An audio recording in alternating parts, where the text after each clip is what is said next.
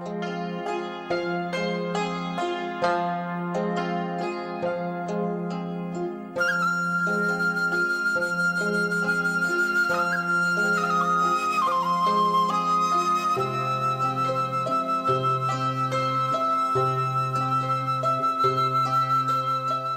a woman herder and have 6 daughters, 2 sons, and 17 grandchildren. My husband died years ago, and ever since I have been the head herder for several herder groups. I used to move a lot for herding, and now I live in the outskirts of Ulaanbaatar because I'm closer to markets and my grandchildren are closer to schools. I learned about the MCC program and wanted to qualify because I could have a leased property for 15 years with the option of extension. In order to qualify, I had to show records of my herds and had to sell some of them off. This was beneficial because many of them were dying due to harsh winters. I can invest in this land and have a permanent place to live in for the next 15 years and possibly longer. The most valuable thing I have received besides my property lease is the training on rangeland management. I learned how to take care of my soil, grow plants, milk my cows, build shelters for the animals, and have a well so that they can have a water to drink off of. More than anything, this has been an intellectual investment. The result and the impact cannot be measured in money. I am a school teacher and live in the Ger with my son, daughter and grandchild. My husband died unexpectedly in 2011 due to health reasons. This impacted our lives in many ways, and I had to find ways to save money. I heard that the clean air project was coming into my district, and I found out that a new stove could help decrease my fuel costs.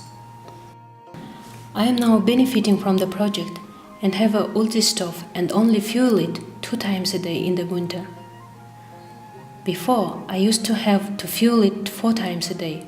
In my calculations, I have saved over 50% in coal compared to last year. In addition, I have a vestibule given by the project at the entrance of my Ger that helps retain even more heat.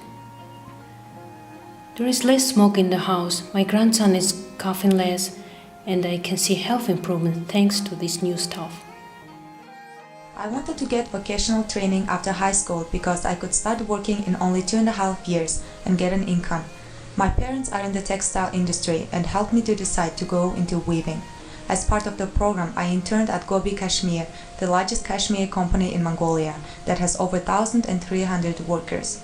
I have been working here for 2 years now and I'm very thankful. I'm going to continue studying while working and get my degree as an engineer to continue growing at Gobi Kashmir. I'm here standing with my teacher and new boss. I'm very thankful for the opportunities MCC has given me. The difference with the training we are getting is that it is based on the demand of the private sector and the curriculum is developed with their input. We are assured a job after training. Today I received my owner certificate for my property. I was a herder and moved close to the city because there are better schools for my son. The life of a herder can be harsh.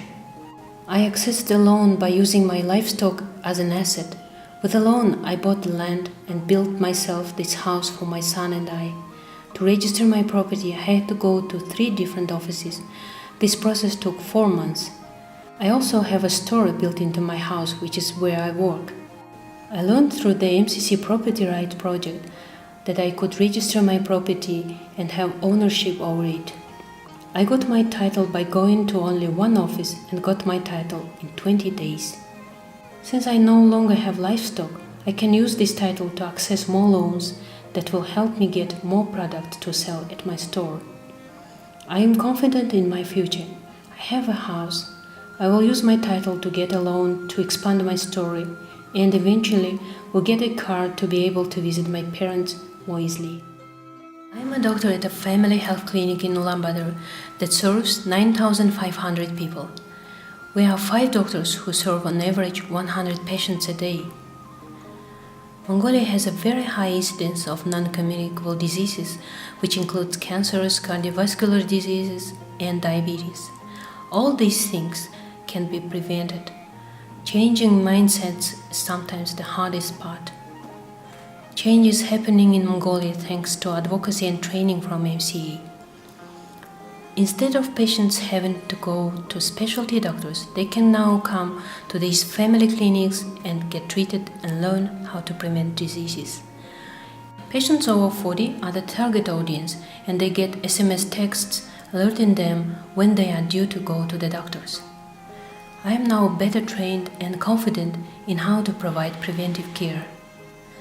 More patients are preventing diseases, which will help them live longer and healthier lives.